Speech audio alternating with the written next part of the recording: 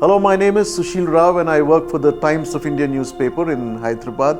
I've been a journalist for 34 years and I have, during the course of my journey, taken up issues that are of consequence to the society, also the country.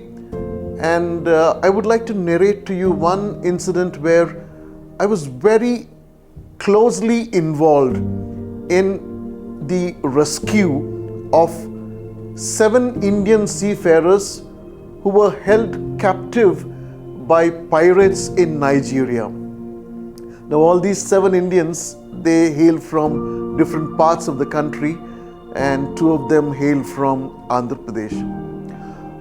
Firstly, as a journalist with conviction to help and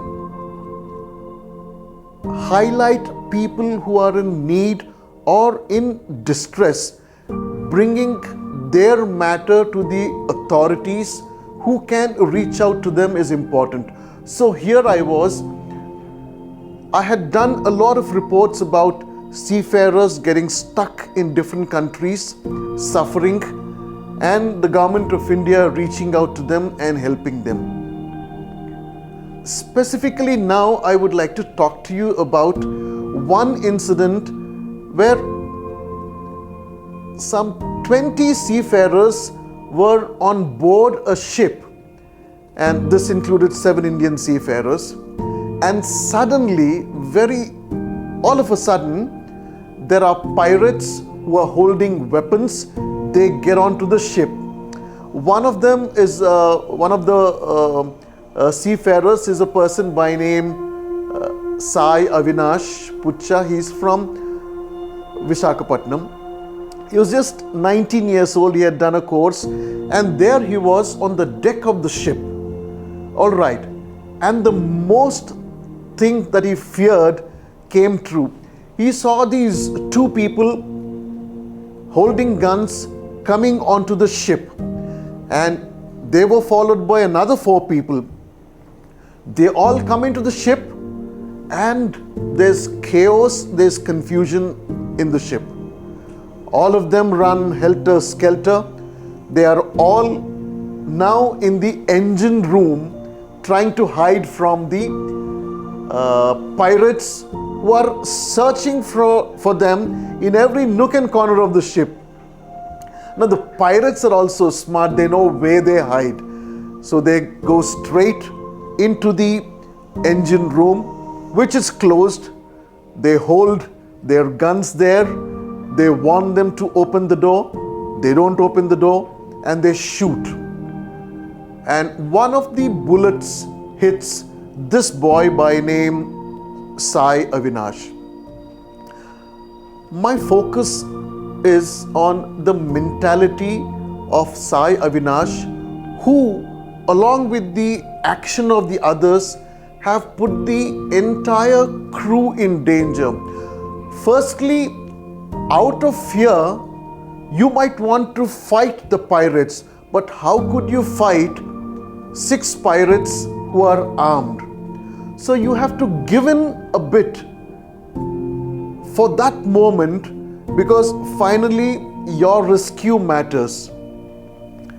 I would have written continuously 7 reports after getting in touch with one of the other seafarers who had gotten off the ship or from the hands of the pirates by hiding himself in a different place. The other person that I'm talking about is Shankar. Sai Avinash was with these 7 seafarers.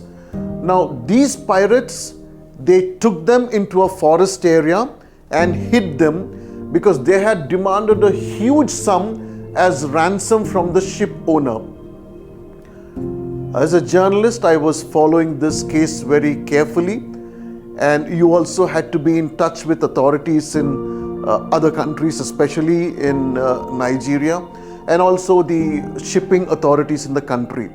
Constantly keeping people and the government informed about and questioning where these people were and how they possibly could be rescued.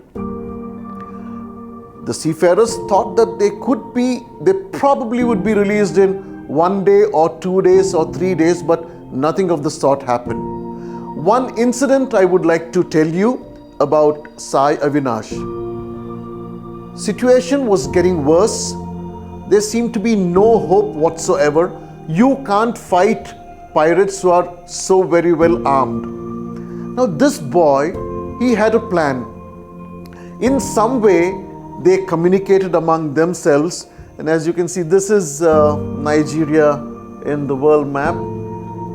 They were stuck here. They were from India. Some of the seafarers were from other countries, but they were stuck here in Nigeria.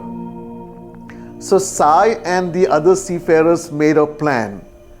As I said, you have to think on your feet. Have some presence of mind on what to do when. Be very conscious of what the repercussions will be.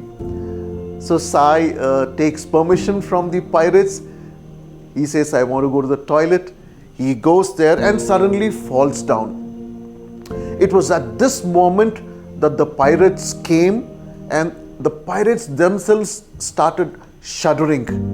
They were in fear, because if one of their captives dies, they're going to have very bad repercussions, because they're already shown to the world, to the governments, that these people were alive and they were being taken care of. And that is when the situation started to change. They were given proper food, water, and in many other instances too, they had the confidence, they won the confidence of the pirates, the dangerous pirates. And this was to such an extent that on certain days they would play Antakshari. They bonded with the pirates, and they saw to it that they did not anger them. So that bond and friendship they developed only because they had to achieve something, come out of their clutches alive. And through my writings, I would say all the newspapers in the world also took up this case. After 70 days, the 7 Indian seafarers were released by the pirates. Of course, some drama took place behind the scenes. They probably got what they wanted. And Shankar, who escaped initially from being taken captive, was held up in the ship for several months altogether, because the government itself had filed a case saying that he had strayed into their waters, violated their rules. Through my writings, Shankar's case was highlighted. Ultimately, the Indian government took more interest, the shipping industry itself took more interest, and he also could come home to India. So as I said, journalism with courage, journalism with conviction, journalism with the interest to do good to the public and also to the nation. It should come from within you, and everyone reaps a rich harvest of benefits.